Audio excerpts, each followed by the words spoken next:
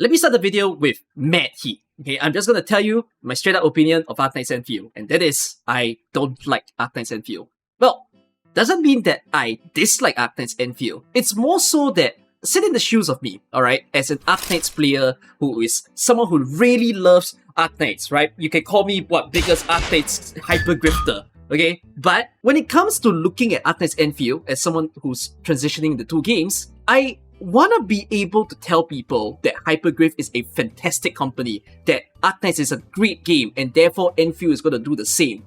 But there's just so many things that Endfield just didn't seem to learn from the development of Arknights. It's true, there can be people who's falling off of the game right now, they've realized the game is not for them, they think the game is boring, and there's even Arknights players who's out there telling people that this game is disappointing, I was once an AK player and Endfield just doesn't hit the mark for me.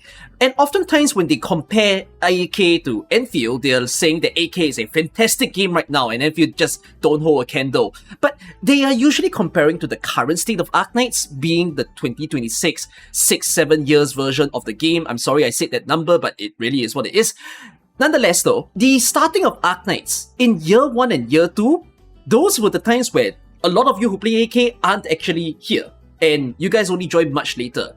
As someone who's played AK in that starting phase, I feel like history in itself is repeating, where the starting part of Endfield has the exact same problems and troubles that AK had in year 1. Let me get this straight early in the video as well. Endfield is definitely in the same genre as Genshin Impact and Wuthering Waves, the 3D semi-open world RPG type of game, and if they choose to do that, I totally don't mind. But in order for me to respect that sort of choice, I really want them to be a different feeling of a game, something that really feels like its own. Which, I'm not saying that Endfield is not different right now. Yes, the factory is a very unique thing that definitely don't appear in other games. It's a different way of getting the materials, the gear that you want for your units. And there is also the combat, which if you actually delve into the intricacies of all the stuff, you'll realize that it's so different in the way that you think, in the way that combat flows. So,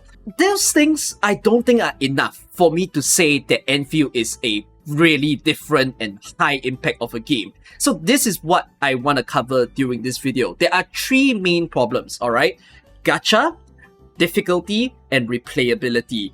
But before I talk about them, I know some people will be saying, wait, there's so many other problems, and I totally agree. Those are not problems that I want to focus on in this video, because the only solution I can propose is do better Hypergriff. They can only fix it in the future patches because these problems are confined to 1.0. The main 2 things being weak, unappealing storytelling or way too much tutorials. Even if they were to revamp it, all of us have sat through the experience. We're not going to re-sit through that kind of thing. So all that can happen now is give us much better patches that are memorable. One last note before the meat of the video, that is, some of you might be asking me, wait, you're suddenly all like, wanting to spill the beans on the bad stuff of this game. Why didn't you just do it earlier during beta test 2, where all the people were, doing all the kind of reviews that they did? The thing is, I didn't find any glaring issues with beta test 2, because I think the core gameplay of Endfield is fine. It's fun to do the factory, it's fun of a combat, but the story part, yes, I feedback that it was pretty weak, and it turns out they didn't change anything. I was actually very surprised because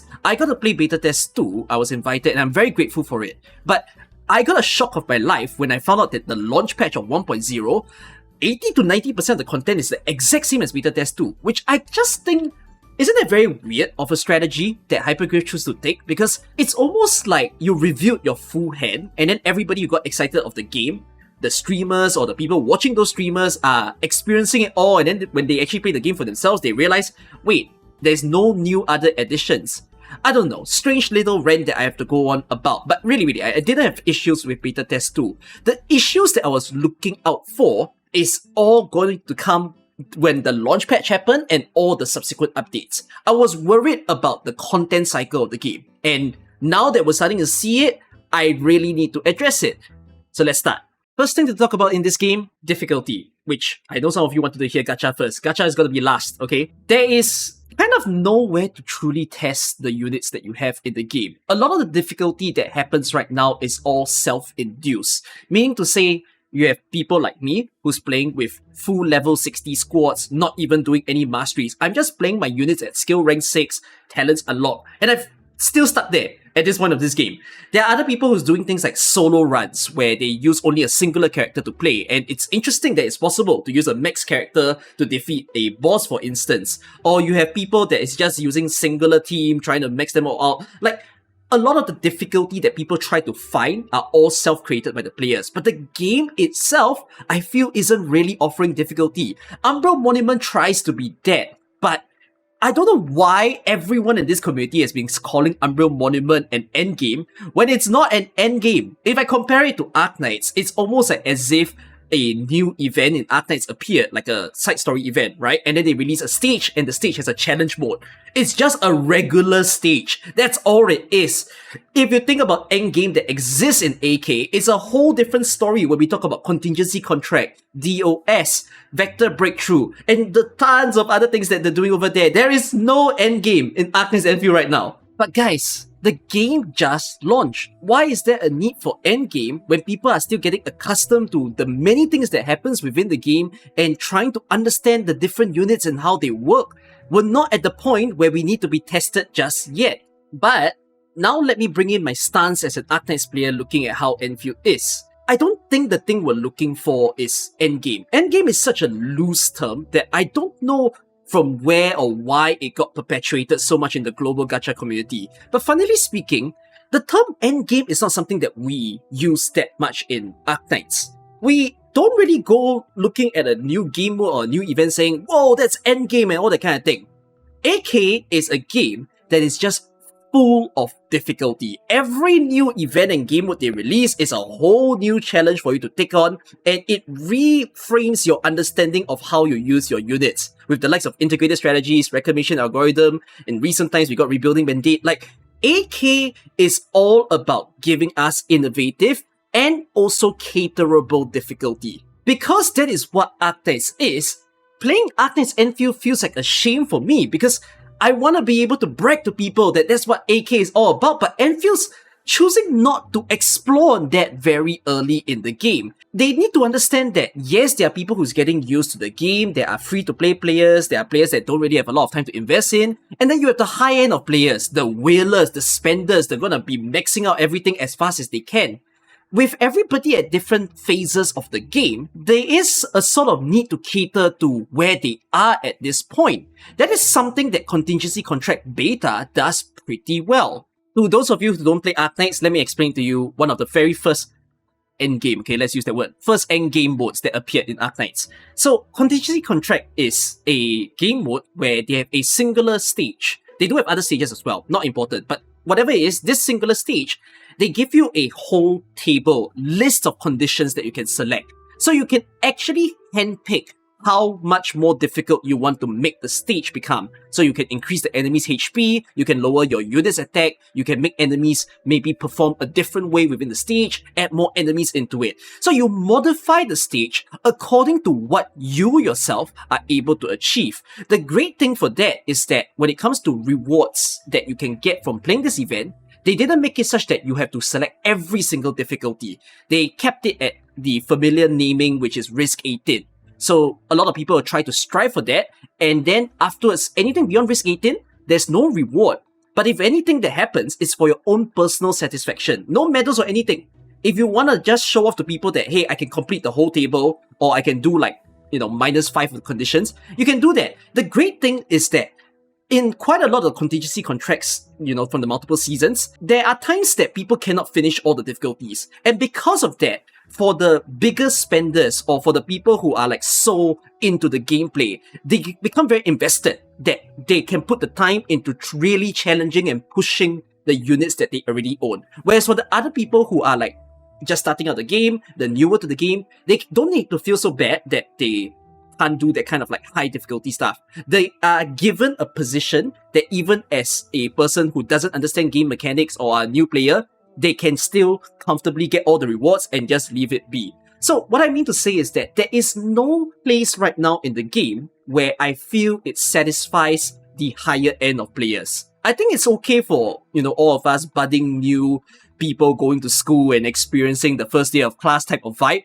But again, I do think there's a big category of like rushing type of players, especially the content creators. I feel like they're the ones that are very loud about how the game state is like not very nice, but I think it's also self-induced because you rush the game. As a result, the game not having anything that's catered to you makes you think there's nothing going on. It's not the content creator's fault or such rushers' fault that they are doing this. I think it's for the game to actually do that job, to make sure that they feel like they have a place to play within the game. There is already opportunity for difficulty to exist within this game, with the likes of Edge Space Salvage, which, by the way, of all the different innovative and bright stuff that Hyperglyph has ever done, I need to just straight away tell you, this is the worst game mode I've ever seen Hyperglyph make. The concept of that game mode, I like it, but the execution of it is so poor. Okay, I feel like I'm not in the position to speak about what I think that they should improve about the game mode, because I'm not someone who studies game design. But I do think I have some concrete things that still runs along this line of having difficulty in the game. So the whole purpose of Edge Space Salvage is that you run around within the world, you collect the items, and then afterwards you have a backpack, right? At a certain point, if you run out of backpack space or you run out of time, then you are needing to leave the space. And then midway through, you find some chests, you kill some enemies. The crazy thing about this game mode that I feel is, how did you create a game mode that makes me feel like there is no risk or no loss? There are such genres of games like dress-up cosmetics game, but in a game where it's combat-based, how did you manage to do a game mode that just makes me feel like I'm walking around aimlessly? I'd rather play The Sims, which is a great game by the way, but there's more risk for me to feel in that game because my characters can actually die if I don't feed them or let them go to sleep. The genre of this game mode is basically called Extraction, which the most famous game title that has Extraction is Escape from Tarkov. And even a game like that has its own risk involved, where if you die within the world of Escape from Tarkov, you lose a lot of the progress they've already made in the game. So it's all about getting back safely. And when it comes to getting back safely, the concept of extraction in that game is very different. You don't just leave the world at any time and then, come back to the spawn point. No, when you go further and deeper within the world and you've collected all these stuff, you need to go back to your safe zone and then TP back into your own home. So there is a sort of risk where if you don't do that, you might lose all the items. There's pressure within that. So that becomes a thing where your sanity management of your derangement and time becomes very important. But as you progress in Edge Space Salvage, it's kind of irrelevant. You don't need to be so uptight about it. And then, this is also another strange game design that I feel from Hyperglyph, which is they decided to scale the levels of the enemies with the zone that they are in, which I don't disagree to it, that Zone 3 should have higher level enemies than Zone 1. And because Zone 3 is further in, maybe the resources are more valuable or rarer, right? Then yes, they should have harder enemies within that. But there is, again, no penalty in the amount of time that you spend within there. Why is the scalar only location and not just the amount of time that you get? So you imagine this sort of concept where the spawn point that you have is where you need to return to. There are other safe zones actually in Edge Space Salvage, but let's just say that you only have one return point, right? You go deep into Zone 3, you spend a lot of time. For every minute that you spend there, the enemies become more dangerous. And since you need to get back to the spawn point as well, imagine that with more time that you spend, you get random enemies that spawn and they have harder stuff that goes on within them to stop you from trying to get back into your safe zone. That makes Edge Space Salvage a lot more exciting when it comes to like, oh yes, I got to grab these stuff, but at what point should I start making my way out of this place? Time as a difficulty scaler is not unheard of in Arknights. They do that with Stronghold Protocol. They do that with SSS, where the more time that you take, then they will make your life more difficult. Why aren't they doing that with Edge Space Salvage? It's such a boring game mode. But this is what I mean, that difficulty is so important to the game, and Endfield needs to do it to impress people. It comes in the form of future enemy designs, future game mode designs, and improving on whatever that they say are permanent game modes. I think it's a little bit... what's the word for this? Humorous? I think it's really harsh for me to put a word like this, but Edge Space Salvage is an embarrassment to Hyperglyph's brand. And if you call it a permanent game mode, treat it like one in terms of your development. I think they can fix it, and that's why I'm even proposing solutions for it.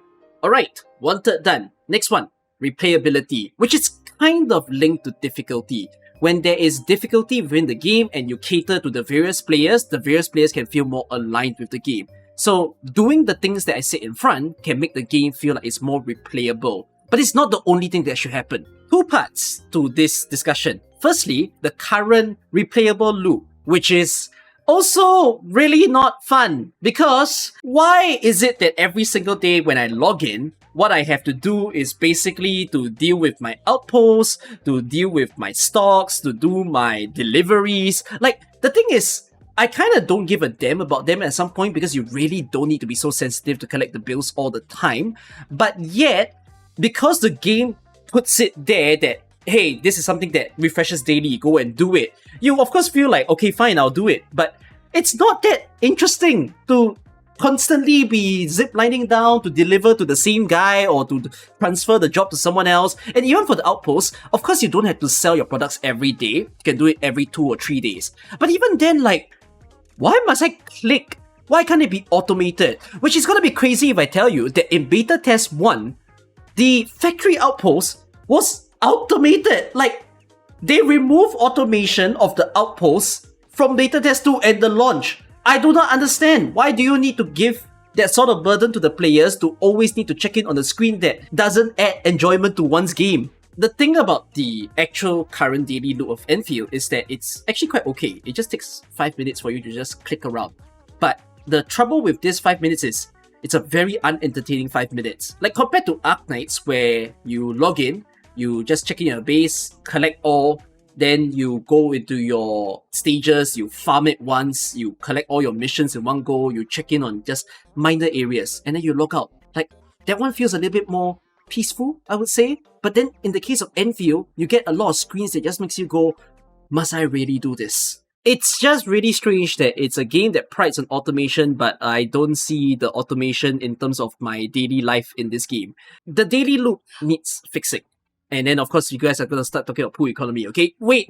Gacha is the last problem that we'll talk about later on. The second part to this is that the replayable stuff after you've done your dailies. Like, why would you stick around to play the game more than just the daily missions you have to complete? In Arknights itself, we do have the ability for you to play not just from your stages being completed, but there are tons of things that you get to do in order to push your teams without the use of your own energy, with the likes of integrated strategies, reclamation algorithms, SSS, annihilation, side story events, main story chapters, holographic combat matrix, paradox simulations. Any old stage that you want to revisit and put your units to the test, there's like 20 different things that you can do after you're done with the daily loop. Endfield, what can I do? Punch some monsters in the overworld. I did start the video saying that Endfield is repeating Arknights history, where in the first 2 years of Arknights, all these delicious game modes that we brag about don't exist at that point in time. So there's a part to say that Endfield doesn't require it at this point in time. But again, as a successor to Arknights, a part of me feels that if you want to give AK players the ability to, go tell everybody else that don't play Arknights that this is why Hyperglyph is so good at making games, I kind of wish that they offered better replayability. Again, Edge Space could have been that opportunity, but it's lost on that part.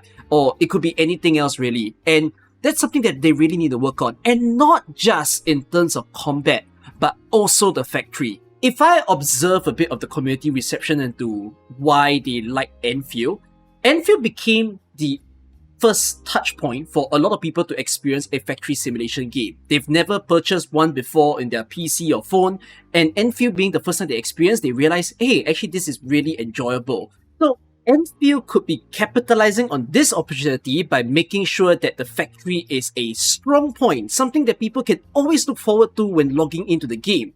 But unfortunately, they didn't do that.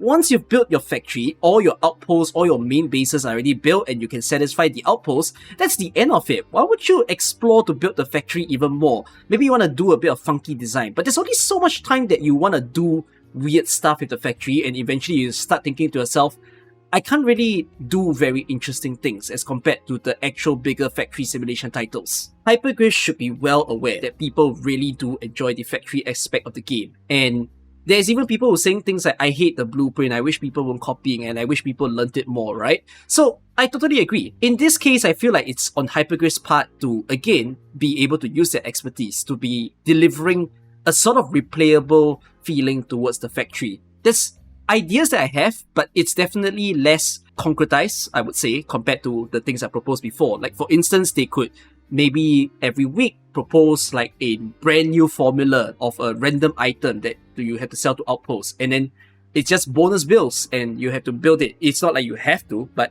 do it in your own interest and time. They can do a sort of mini game of a factory where it doesn't allow people to copy blueprints, right? It sets up a challenge. Can you produce a pipeline in 10 minutes? And they give you the formula where you know how to sequence everything without any sort of guidance. Of course, some people will still use videos if there's no blueprints, but you get my point. Like, again, I'm not as good in terms of proposing a solution here. All I can say is, this is definitely a selling point, and it's an area they must work on. I am absolutely dying for something more replayable in the game. It's not going to appear in patch 1.1 because we've already seen what's in the live stream. I still hope it's going to be a fun patch. And it's fine if all those experiences of side stories and main quests are one-time things that you settle in 2 days. But please, Hypergriff, we love Arknights for just how much you can do that is not just from a singular patch update alone. All the past content that you have made permanent are still so fun today. Even IS2 that appeared in year 2 of Arknights is still a fun game mode today. So therefore, you can do the same in Endfield, please. Otherwise, I'm sad. Final topic. Gacha! Welcome! I think some of you skipped the video to only listen to this part. Congratulations. Anyways, yes, Gacha is a problem to me. But not in the same way that I think some people are highlighting. So, the thing about patch 1.0, as for what I can see for free-to-play players, is that by the time you're at Yvonne's banner, which is what's happening right now, I do think that you can collect a total of 260 pools, around there, like 250 to 270 as a free-to-play, which actually means that you can guarantee 2 characters. Maybe you couldn't guarantee Gilberta, so you skip her and then you try to guarantee Yvonne. You all have all different methods. Or some of you got lucky, right? You spent 80 pools, you won 50-50 3 times as a free-to-play player, so you got all 3 characters in that amount of free pools that you got. But it is very nerve-wracking to see that all these pools that you collect are not things that you get straight away at the start of the game. It's all about you experiencing the game every single hour, finding all the chests, finding all the side quests, doing all of the main story, completing all the stages for the first time, and then you claim all these pools ever so slowly to attain that 260. I think this amount of hard work that you need to get the pools is so unusual for an Arknights player, because it's not that difficult in Arknights for us to get pools. You just get your pools from your daily missions and Annihilation, and that's all the avenues that they put. Yes, you can get Originate Prime from completing stages for the first time, but we don't tend to use it for pools. We tend to use it for skins, unless in emergency scenarios then we convert it. But in the case of Endfield, you are scrapping every time, and I think that just puts so much stress on the players. As a result, you have so many people every single day in the first month and maybe even now, still complaining that Enfield's gacha is horrible.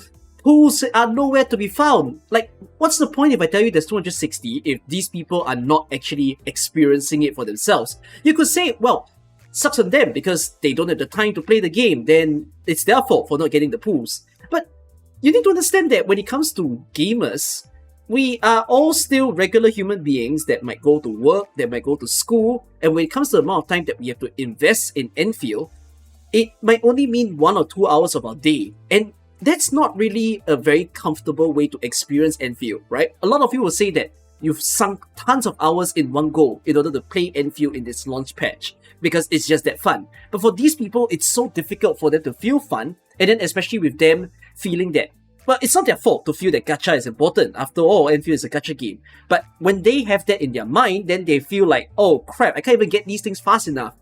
I guess it's not a game for me. I feel that the problem Endfield has is a bit of a player psychology thing, which is because the pools are also like hidden in the background type of feeling, like you don't know when you'll find 100 Ourobarrow chests. or you don't know when you'll find a random side quest that might spawn you 200 oro barrels, and you also don't know what surprise events might appear and how many pulls it gives, right? With them not being clear about all these things and you're always like mentally calculating what it could be, you just don't feel like the pulls come in as easily. Whereas compared to AK, where everything is so upfront, and you know that, hey, there's a weekly game mode that you need to play to get these pulls, you understand that, oh, actually this is a loop that I'm okay to experience, rather than to always be in this secrecy sort of state. So I feel that Endfield needs to work out something over here with regards to not backloading all these pools, because again, it's one, to respect people's time and respect the fact that there are just going to be people who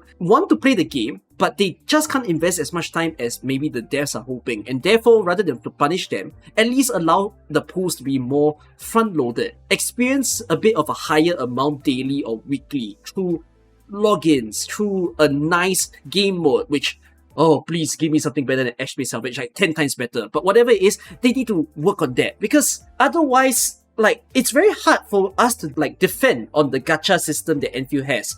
We can say that the gacha system is all good, but if it feels bad, that's enough for you to say there's something wrong. Like, I agree, Enfield's gacha, I think is good, but I also feel it's shit. What a weird problem it has. I'm gonna further elaborate on the part where it feels crap, but when it comes to the gacha side of things, I also see a lot of AK players bringing in the fact that they wish that Endfield has recruitment, because it's like a free and a nice interactive way for you to get more units. I think players need to understand that it's just not feasible for Endfield to have recruitment, because Endfield only has 23 characters at launch. AK started with like 150, I think, characters at launch. So it makes so much more sense that AK needs this unique recruitment system so that people can gather more of the character pool. Whereas Endfield, recruitment for what? Like for a 6-star to appear, I guess they can, but then the 4 stars and 5 stars are so unentertaining in the game. So it's not feasible to do recruitment. Could they invent something similar? Maybe. To me, standard recruitment banners, being the one with the 5-6 stars right now in the game, is kind of a replacement to recruitment, except that they do need to make it feel like it's a fun thing to do by giving more standard pools rather than to never give it anymore. Hey, after that interjection of just talking about recruitment as a suggestion, let's talk about the gacha system, because I think you are familiar with the gacha system by now, okay? I don't have to rehash to you about the, no 50-50 carry over, 120 guarantee and all that kind of thing, and it's always hotly debated as to like whether this is a better gacha system than the other games. We don't have to get through all of that anymore, but I'll just simply tell you that this gacha system, I have one major critical problem, and I just feel, Hypergriff, please listen to what I'm about to say. The characters that they release, where they appear on a certain banner, and later on when they don't appear on the banner anymore, they appear for 2 more banners. That's what they've done in this game, right? And subsequently, after those 2 banners, they don't appear anymore. It's a bit different from the other gacha games, yes, where in the likes of Genshin Impact and Wuthering Waves, when you have a character banner, you can only pull it during that time. After the character banner is ended, you will never see them again until they rerun. This part where you can get the characters in other banners is so culture shocky to the global community, I would say. Like, if you are surfing Twitter, Reddit and whatnot, you will see that in the first banner, second banner, or any in particular, people were posting Twitter pictures about the fact that, wait, you can get Yvonne and Gilberta during Levitane? You can get Yvonne during Gilberta? That's so exciting! Look at me getting my off-rate characters. People are discovering the fact that they don't just need to get the standard characters that the game offer, and instead, even the more limited feeling of the characters can appear in later on banners. And that's like something that is so good. It's why we like Arknights. The fact that if you skip a banner, later on if that unit that you skip surprises you, it's a good feeling to have. Endfield could have made that AK feeling come back, but decided, no, we're only just going to do it for 3 banners and never again. Like, why? I do think it's quite harsh for me to say that Hypergriff lost the plot a little bit, but I also feel that I need to give them a bit of a benefit of the doubt kind of idea, that I think they're just not very sure how they want to monetize the game. They tested and whatnot, but now that the game is launched, only here can they understand what are the player dynamics sort of thing. But I do feel that if Hyperglyph respects their AK player base, they should probably try to understand why we personally decide to pay for the game in the first place. And honestly speaking, a lot of us that we pay for the game, one, we pay for it because the gacha system is good. Two, we pay for it because the gameplay is good. Endfield right now, with the gacha system more so feeling like it's using FOMO tactics in order to make you feel the need to pull, it's not very enjoyable to be in the position of like, oh, should I surrender my wallet or not? Whereas in the case of AK, it never feels like you're forced in a sense. You kind of just pay when you want to pay for it. So I do feel that that only comes about if they do not make every single character in the game true limiteds. Again, this would be fantastic. It really sets them apart from the other gacha games. And they could do it at a certain point in time later on. Like if a character is released for 1 year, for 6 months, whatever that is, then they actually do get added into the off-rate pool. Re-emphasizing on how it sets Endfield apart, a problem that occurs in those other games is that when you get off-rate characters, when you lose your 50-50, like for example in HSR, the characters that you can receive are only restricted to the 5, like there's Himeko and all those other characters. So at this point in time for Genshin players, they're already on like C30 or C40 TT, and that's gonna piss the crap out of them because it's never interesting to get an off rate and to just see it be the same face all the time. Like, people like to pride those other games that there is the 50-50 carry over. But then I also feel like those same people don't describe the fact that losing a 50-50 has literally zero thrill or happiness. But that's something that you can get in the form of AK. And Endfield is doing the halfway point. Why not just go all in? And that way, you can really help people to feel like, damn, gacha in this game, there's the 120 stuff and all that sort of things, but off-rate pooling actually feels pretty nice as well. This is definitely not going to be an instant solution. I think it's just a matter of time. Maybe add it 1 year later and surprise all of us. Tell us that, hey, Levitine is rerunning by the way, but from now on, Levitine is in the off-rate pool, or Levitine goes in the basic hit hunting pool as well. The banners in Arknights are so much more interesting than what Endfield is offering, and of course, I think this is an unfair comparison. Arknights has ran for 6 years, Endfield only just started. But there's a lot of banners that we enjoy in AK. Those that gives only guaranteed 6 stars. Like currently in Arknights, we have Orange Earring banner. Choose 3 6 stars. They're the only ones that you can get if you obtain a 6 star. There is Joint Operation. There are only 4 that you can confirm get. There is also New Year banner where the operators that you don't own, they're the only ones that appears in your 6-star banner pool. A lot of different stuff that occurs in AK that are actually enjoyable as a pooling experience. Will Endfield be able to emulate that is something I'm gonna have to observe patch by patch. I have one more challenge to give to Endfield as well. In Arknights, you can use your yellow certificates to buy 6 stars. In Endfield, you can only use it to buy 5 stars, but eventually you're gonna get all the 5 stars. Again, Beta Test 1 lets you buy the 6 stars directly. Beta Test 2 and launch, no longer to be seen. So, Endfield, can you somehow let us buy 6 stars in the future with yellow certs? Would be absolutely amazing. Well, it's not called yellow certs, it's got one quota in this game. Whatsoever it is, summarizing on the matters of gacha. 1, make the pool economy feel nicer. It should have more front loading. It shouldn't feel like it's a pain, it's a stressful thing to do. 2, gacha system, make it feel better. Like I said, in theory or on paper, it might currently feel that it's okay, but the feelings that players are constantly putting up, Hyperglyph needs to figure out how to deal with this. I'm already proposing the fact that just give me my off-rate units. That will make me and all your AK players so happy that it's the exact same thing happening. The 3 areas that I touched on in this video, once again, difficulty, replayability, and the gacha, I think are super important. They are time urgent for Hyperglyph to fix, because the longer they take to not fix it, the more I'm inclined to join the crew of people that says that this game is just another Genshin or Wuthering Waves. Again, I don't think it is. It comes down to the content cycle and the type of content they produce. The longer they take to not do it, the more I'm just gonna be like, I don't know why I'm liking this game in the first place. This game is definitely a humongous amount of potential. It's crazy, we call it a potential game, but like, when will that potential be realized is what we are all waiting to see. I don't know what sort of patience I have to finally be excited and see that, yes, Hypergrave has finally released a jaw-dropping game mode. They've done something amazing to the gacha system. 6 months? A year? Yeah, time will tell, I would say. My shirt is a pretty good final message to this, you know. It says that, well, Kelsit says she's here for a good time, but not a long time.